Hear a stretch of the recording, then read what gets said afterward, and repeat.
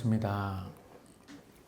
오늘은 침례에 대해서 말씀을 나누기로 원합니다. 트랜스 종교회의의 의장 호시우스 추기경이 한 말입니다. 만약 침례 교도들이 과거 1200년 동안 비참한 고통을 당하지 않았거나 칼로 죽임을 당하지 않았다면 그들은 모든 개신교의 숫자들보다 더 많았을 것이다. 종교개혁에 앞서 로만 캐톨릭은 감히 상상할 수 없는 참혹한 방법으로 침례 교도들을 핍박을 했습니다. 2세기가 지나면서 침례에 관한 의식과 개인의 의무가 많이 강조가 됐지요. 침례는 개인의 구원에 관련이 있다고 얘기를 합니다. 따라서 침례를 받음으로 구원을 받는다는 관념을 뿌리내리기 시작하면서 그 다음으로 숨어 들어오기 시작한 과오는 침례를 일찍 받을수록 좋다 라는 결론을 내림으로써 그 결과 유아 침례가 생기게 됩니다. 3세기가 지나면서 침례에 의한 구원과 유아 침례 이 두 가지 과오는 정설이 되어버리게 됩니다. 이 정설은 수세기가 지남에 따라서 모든 과오들을 전부 뭉친 그 과오보다 더 많이 그리스도인들을 피를 흘리게 하지요. 이 두 가지 침례에 의한 구원 그리고 유아 침례를 침례 교도들이 거부했다는 이유로 특히 12세기, 13세기에는 우리나라 인구 정도의 5천만 명이 넘는 사람들을 학살하고 순교로 내몰게 됩니다. 그럼에도 불구하고 침례 교도들이 순교의 피를 흘리게 됨으로써 세 가지의 중요한 특징들이 교회 앞에 아름답게 세워지게 되죠. 첫째는 모든 교회들의 분리와 독립. 둘째는 감독권. 목사의 위치는 한 교회에서 하나님의 말씀으로 성도를 세우는 하나님의 종일 뿐이다. 세 번째, 믿는 자들에게 침례, 곧 성경적 침례가 이제 기반이 잡혀지죠. 그럼에도 불구하고 AD 426년, 곧 유아 침례가 법령으로 제정된 지 10년 만에 암묵시대라 불리우는 그런 시대가 도래가 됩니다. 그들은 그리스도인에게서 그리스도인이라는 이름을 빼앗아 버렸고 유아 침례를 받은 사람들은 다시 성인이 되어서 구원의 확신이 있으면 침례를 받아야 된다라는 침례 교도들의 이유로 침례 교도들 대부분을 학살을 하게 됩니다. 이렇게 초대교회 그리스도인들은 침례를 위해서 목숨을 아끼지 않았죠. 유아 침례라는 교리를 부인한 그들은 유아 때 침례를 받았다 할지라도 그가 침례 교도가 되기 위해서는 재침례를 받아야 된다. 이 요구를 함으로써 재침례 교도들을 전부 학살을 하게 되죠. 그런 재침례 교도들을 아나베프티스트라고 얘기를 하죠. 재침례 교도들. 재침례 교도들이 주장한 건 구원받은 사람이 그 구원의 은혜가 너무나 감사해서 하나님과 여러 회중들 앞에서 이제는 내 뜻 이루는 삶을 포기하고 내가 예수님을 나의 구주로 영접했을 때 나는 죽고 예수로 살겠다는 고백이 침례 예식이 되는 겁니다. 기독교 예식은 참 중요하죠. 침례 예식, 결혼 예식 또한 한 남자와 한 여자가 만나서 하나님 앞에 결혼 예식을 하게 되면 하나님과 모인 하객들 앞에서 증인된 삶을 살아내지요. 난 하나님과 여러 하객들 앞에서 하나님이 나에게 짝지어진 이 사람을 사랑하고 섬기겠습니다라는 믿음의 고백이 됩니다. 그래서 하객들은 하객이 아니라 하객을 넘어서서 증인이죠.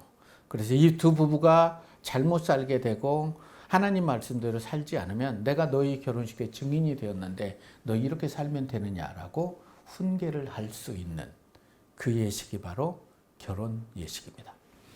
오늘 함께 은혜 나눌 말씀은 마태복음 3장 13절에서 17절의 말씀입니다. 저를 한 절씩 나눠 읽겠습니다. 이때 예수께서 갈릴리로부터 요단강에 이르러 요한에게 침례를 받으러 하시니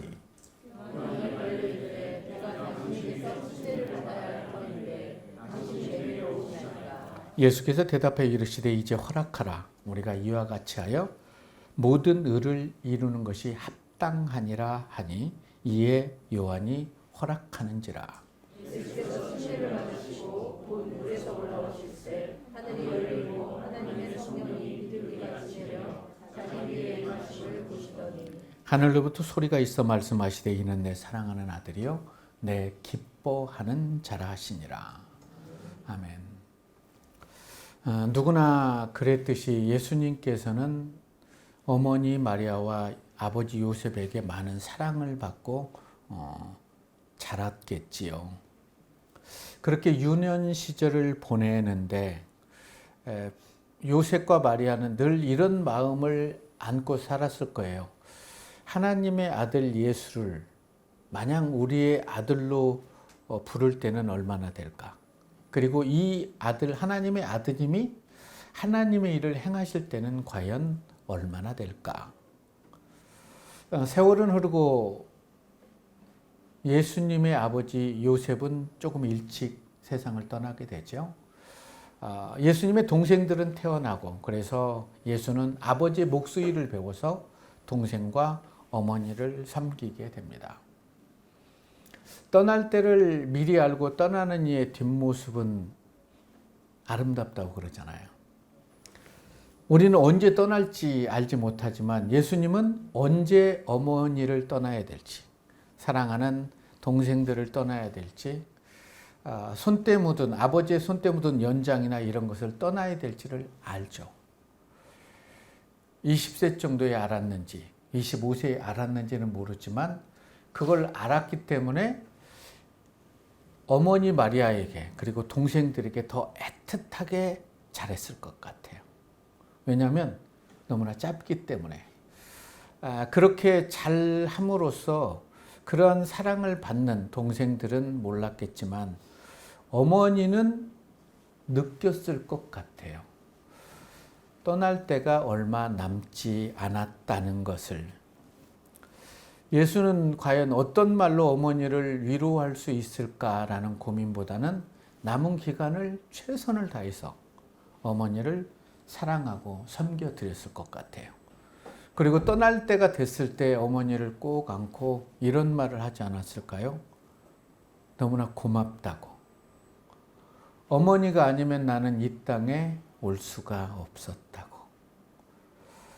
나를 하나 케어하기 위해서 주의 여종이오니 말씀대로 내게 이루어지리라 생명을 내어놓았던 어머니의 사랑 때문에 나 또한 얘기를 걸을 수 있다고. 그리고 사랑한다 얘기를 하고 집을 떠나 나왔겠지요. 함께했던 30년의 세월은 아름다운 세월이잖아요. 아름답고 고귀한 세월은 너무나 쉽게 떠나는 것 같아요. 여러분 그렇지 않습니까? 휙 하면 30년쯤이야. 우리 청년들은 그런 소리 하지 마시라고 할 것 같지만 쉽게 떠나는 것 같아요.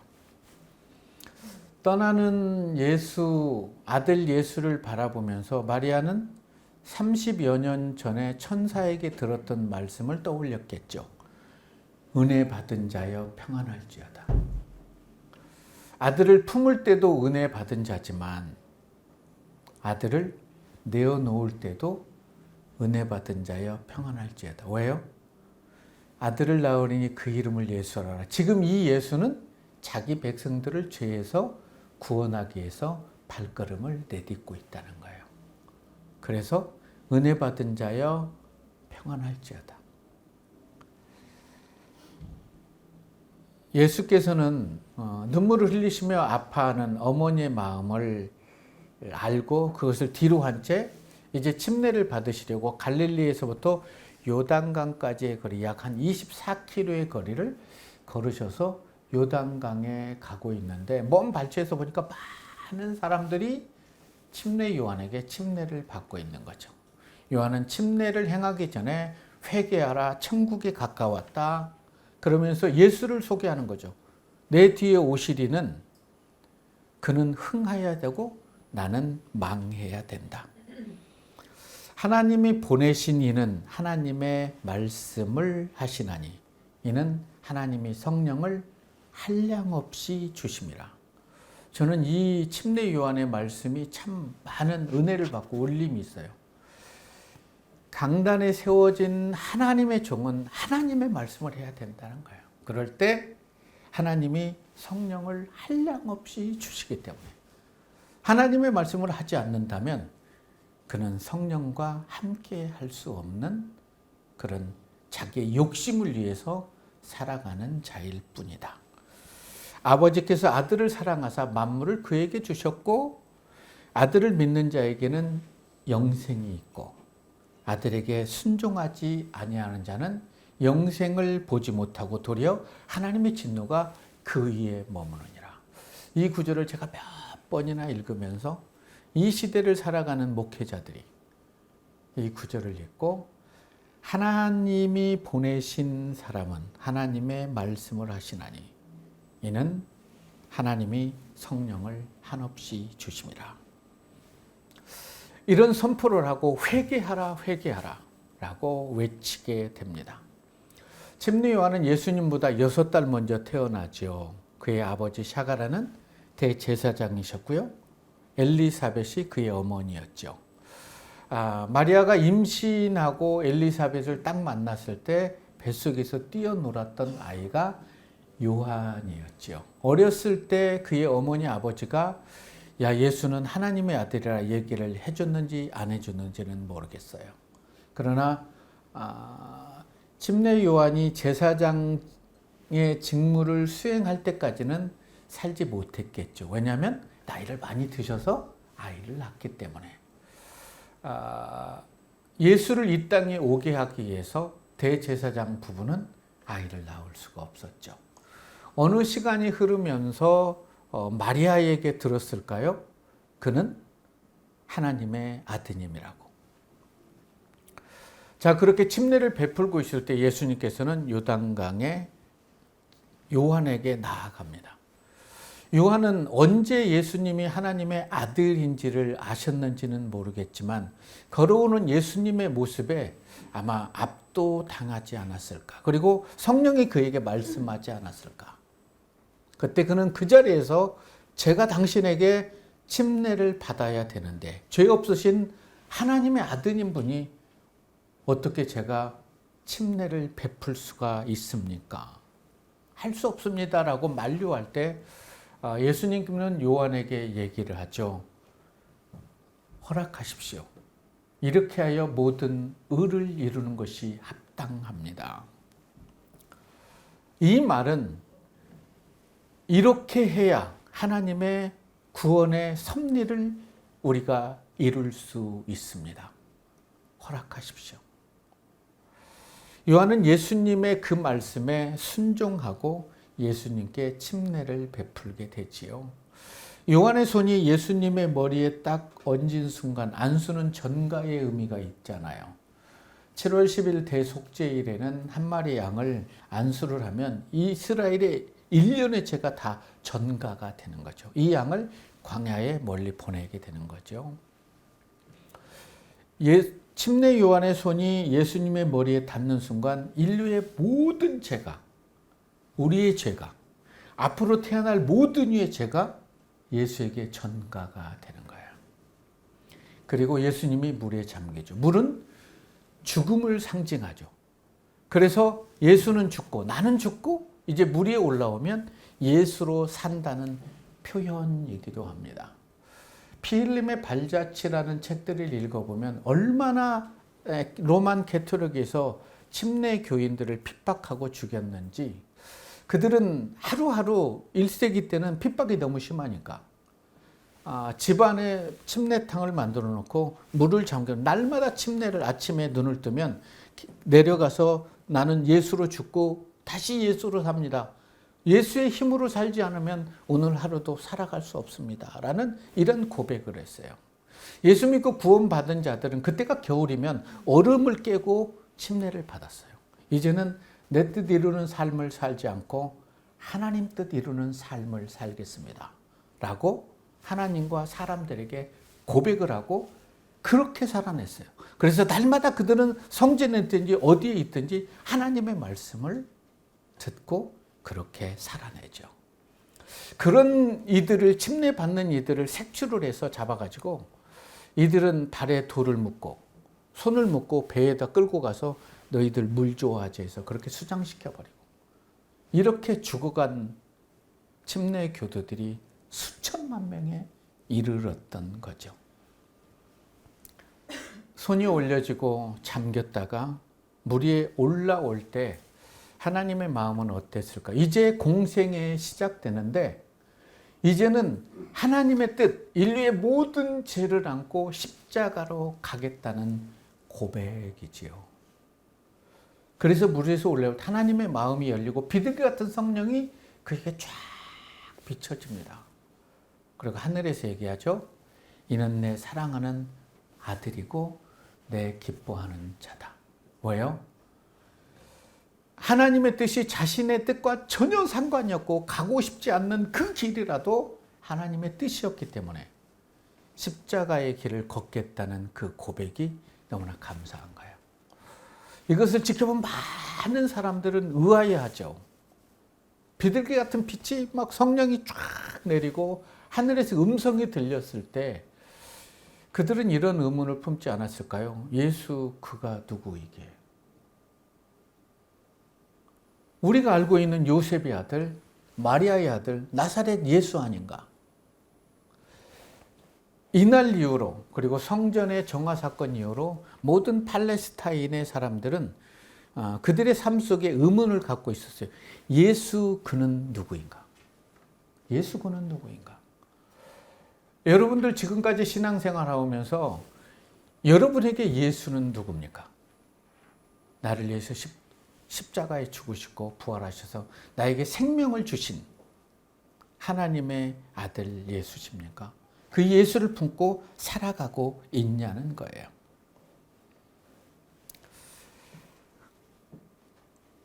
침례를 마치고 물 위에서 걸어오는 모습을 보고 그때 예수님의 제자 요한은 20세 정도였는데 노사도가 돼서 예수님이 죽으신 60년 후에 한 70년 후에 요한복음을 기록합니다. 그러면서 그때 일을 전부 깨닫게 되죠. 그래서 보라 세상 죄를 지고 가는 하나님의 어린 양이다 라고 노사도가 돼서 표현하죠. 하나님의 어린 양이다. 그가 가는 길은 십자가고 그 끝에서 자기의 목숨을 내어놓고 인류를 구원할 세상 죄를 지고 가는 하나님의 어린 양이다 라고 얘기를 합니다. 모든 인류의 죄를 해결하기 위해서 십자가에 달리기 전날 예수님께서는 겟세마네에서 이렇게 기도하죠. 할만하시던 이 잔, 이 십자가의 못 박힘을 지나가게 하십시오. 많은 침묵이 흐르죠. 그리고 하나님을 바라볼 때 자신에게 인류에 대한 고난의 잔을 주는 하나님 아버지의 손이 너무나 떨리고 울고 있는 거예요. 너밖에 없기 때문에. 누구도 대신할 수 있기 때문에. 내가 십자가에 못 박히는 아픔보다 아버지 나를 못 박아야 하는 하나님의 마음이 더 아프셨겠구나라는 것을 느꼈을 때 예수님은 기도가 바뀌죠. 내 뜻대로 마시고 아버지의 뜻대로 이루어지기를 원합니다. 그리고 넉넉하게 십자가의 길을 걷죠. 이렇게 우리를 구원한 그 구원의 은혜가 너무 감사해서 초대교회의 백성들은, 하나님의 백성들은 구원받은 이후에 침례를 받아요. 그것은 구원받음이 너무나 감사해요. 나 이렇게 살 수 없습니다. 이제 하나님과 사람 앞에 예수처럼 십자가의 길을 걷고 살겠습니다라는 고백, 이것이 바로 침례 예식입니다. 그래서 그러죠. 이제 허락하라. 이렇게 하여 모든 의를 이루는 것이 합당하니라. 지금 자신에게 머리에 손을 얹고 자신의 말씀에 순종해서 침례를 베푸는 그가 헤롯에게 목이 잘려 순교하는 것까지도 아셨던 예수. 누가복음 3장 21절 22절에서 이렇게 표현합니다. 백성이 다 침례를 받을새 예수도 침례를 받으시고 기도할 때 하늘이 열리며 성령이 형체로 비둘기같이 그 위에 강림하시더니 하늘로부터 소리가 나기를 너는 내 사랑하는 아들이라 내가 너를 기뻐하노라 하시니라. 우리가 예수님을 따라서 그런 고백을 하며 살아갈 때 하나님께서는 여러분의 가슴에 이런 말씀을 해 주실 거예요. 너는 내 사랑하는 자녀다. 내가 너로 인해서 기쁨을 이기지 못하겠다. 이런 음성을 듣고 우리가 신앙생활을 할 수 있다면 얼마나 좋겠습니까? 지금까지 살아오시면서 여러분들은 여러분의 뜻을 이루기 위해서 하나님의 이름을 부르셨습니까? 아니면 하나님의 뜻을 이룰 수 있게 해달라고 예수님께 기도하며 간구하셨습니까? 사도 바울은 예수님을 만나기 전에는 예수를 믿는 사람들을 잡고 때리고 핍박하고 죽였어요. 그런 그를 예수님께서 다메섹으로 초대하죠. 그리고 자신이 침례를 받을 때 내려왔던 엄청난 빛이 바울에게 쏟아지니까 바울은 그만 눈이 멀어버려요. 그리고 3일 동안 예수께서는 앞으로 바울이 행할 일들에 대해서 쫙 드라마처럼 보여주게 되죠. 얼마나 마음이 아팠을까요? 그리고 아나니아를 통해서 그에게 안수하니까 눈에서 비늘 같은 것이 벗어져요. 근데 그 다음 표현이 뭐냐면 그 표현이 전 너무 좋아요. 다시 보게 된지라. 예수를 다시 볼 수 있었던 삶. 그래서 그는 이제 사도행전 끝에 가서는 이제 순교를 하게 되지만 보라 나는 심령의 매임을 받아 이제 예루살렘으로 가는데 거기에서 성령이 얘기해요. 그것에 가는 많은 고난을 받는다. 환난과 결박이 너를 기다리고 있어. 라고 하고 다른 사람들이 다 말려요. 그때 바울은 이런 얘기하죠. 나의 달려갈 길과 주 예수께 받은 사명. 이 은혜의 복음을 전하기 위해서는 나를 살리시려고 침례를 받으시고 말을 맞으시고 매를 맞으시고 십자가에 죽으신 그 예수님의 은혜를 돌려드리려면 나의 달려갈 길과 주 예수께 받은 사명, 이 은혜의 복음을 전하기 위해서는 내 생명을 조금도 귀한 것으로 여길 수 없습니다. 라는 이런 고백을 하게 됩니다. 침례를 받고 나면 십자가의 길로 가야 하는 것을 알매도 하나님의 명령을 기쁘게 순종으로 받아들이는 그런 예수님의 모습과 바울의 모습이 흡사하지 않습니까? 주 예수께 받은 사명. 이 은혜의 복음을 전하기 위해서는 내 생명을, 내 생각을 귀하게 여기지 않는다는 거죠.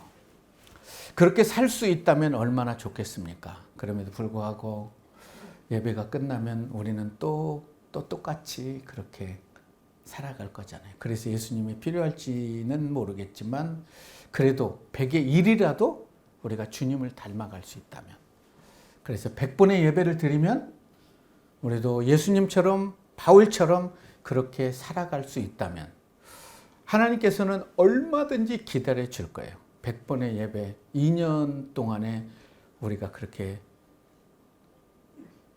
변할 수 있겠죠?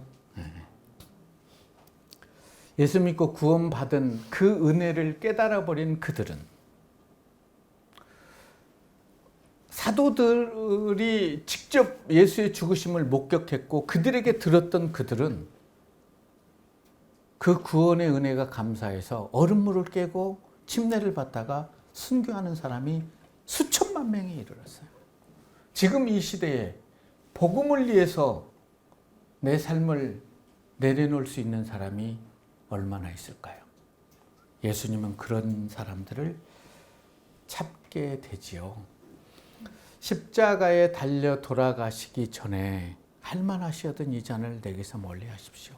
그러나 내 뜻대로 마시고 아버지 뜻대로 이루어지기를 원합니다. 왜요? 다른 방법으로는 인류의 죄를 해결할 수 없으셨던, 그래서 너무나 가슴이 아팠던 아버지의 마음을 알아버린 예수.